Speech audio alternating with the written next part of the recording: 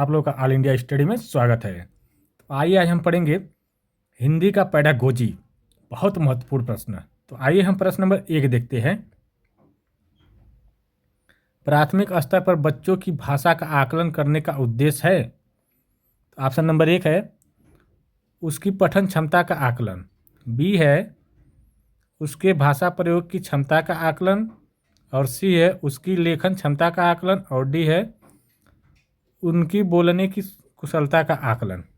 तो देखिए, प्राथमिक स्तर की बात हो रही है ना, तो प्राथमिक स्तर पर जो हम आकलन करेंगे भाषा का, उसके भाषा प्रयोग की क्षमता का आकलन करेंगे, ठीक ना। तो ऑप्शन नंबर बी करेक्ट हो जाएगा। अगला देखेंगे प्रश्न नंबर 2। इनमें से कौन सा भाषा आकलन में सबसे कम प्रभावी तरीका है, मतलब सबसे कम माना जाएगा। तो ऑप्शन नंबर ए कहानी सुनाना, कहना है तो बात सही है, ज़्यादा है। घटना वर्णन ये भी बात सही है। कहानी लिखना ये भी सही है। श्रुत लेख क्या होता है, ये सबसे प्रभावी नहीं होता है, ठीक ना। तो ऑप्शन नंबर डी करेक्ट हो जाएगा। अगला देखेंगे प्रश्न नंबर 3। आकलन की प्रक्रिया में केवल बच्चे की क्षमताओं का आकलन नहीं होता, बल्कि शिक्षक की शिक्षण प्रक्रिया का भी आकलन होता है। यह विचार ऑप्शन नंबर ए पूर्णतः सही है, बी है पूर्णतः गलत, सी कह रहा है अंशतः सही, और डी कह रहा है निराधार। तो देखिए, इसमें आकलन जब होता है तो शिक्षक का भी होता है और बच्चों का भी होता है।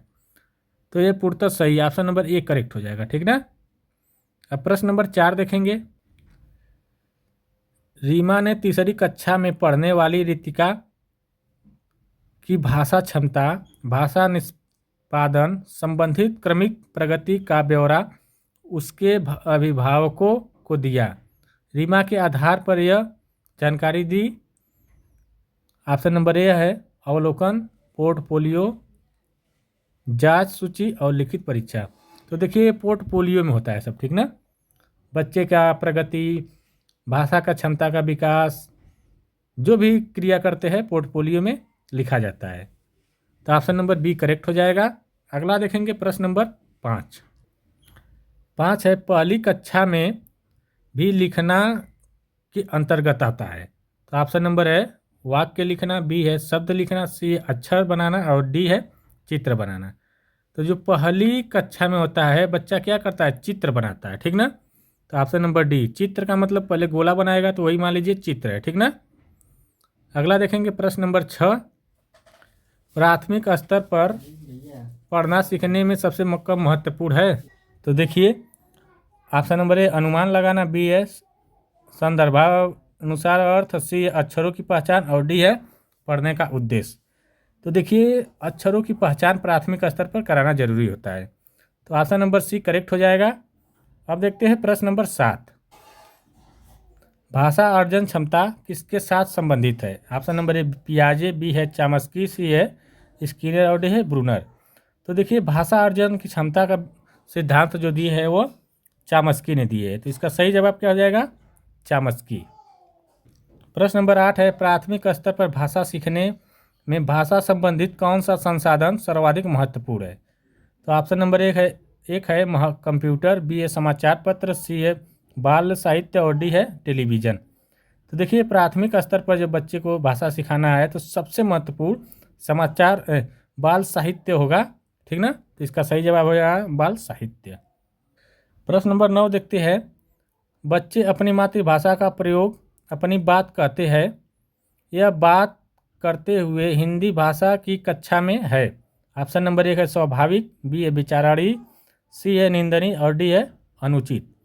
तो देखिए, सबसे बेहतर होगा इसमें स्वाभाविक है, ठीक ना। यह क्या है, अपनी भाषा में बोलेंगे बच्चे तो यह मातृभाषा में बोलेंगे, स्वाभाविक रूप से, ठीक ना।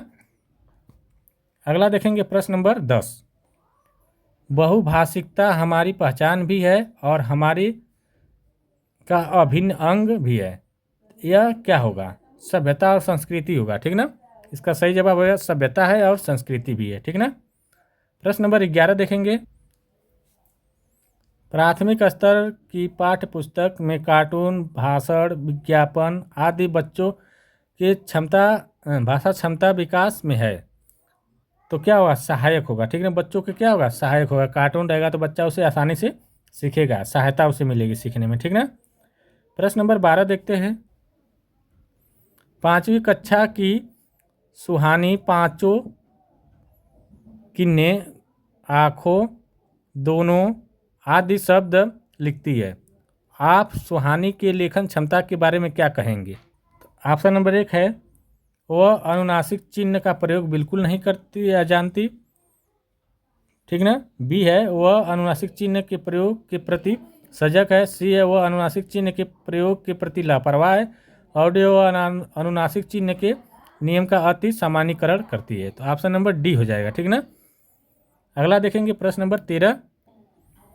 विद्यालय में भाषा शिक्षण के लिए कोई कार्यक्रम शुरू करते समय सबसे महत्वपूर्ण है। बच्चे की लिखित क्षमता को पहचानना। बी है, बच्चे की सहज भाषाई क्षमता को पहचानना। तो इसका जो सही जवाब हो जाएगा ऑप्शन नंबर बी हो जाएगा। प्रश्न नंबर 14 है, कई बार बच्चे जब स्कूल जाते हैं तो 2 या 3 भाषाओं को बोलने की क्षमता से लैस होते हैं। तो इसका मतलब क्या होता है, वह समझने से। ठीक ना, वह समझे रहते हैं तभी बोल पाते हैं। ठीक ना।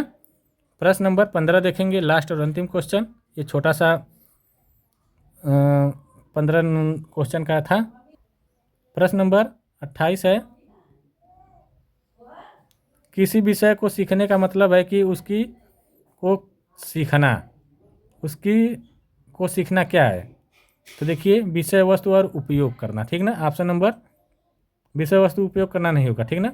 अवधारणा और शब्दावली, अवधारणा समझेगा बच्चा तभी सीख पाएगा। ठीक ना। तो वीडियो अच्छी लगे चैनल को लाइक शेयर सब्सक्राइब करिए और मिलते हैं अगले वीडियो। तभी के नमस्कार।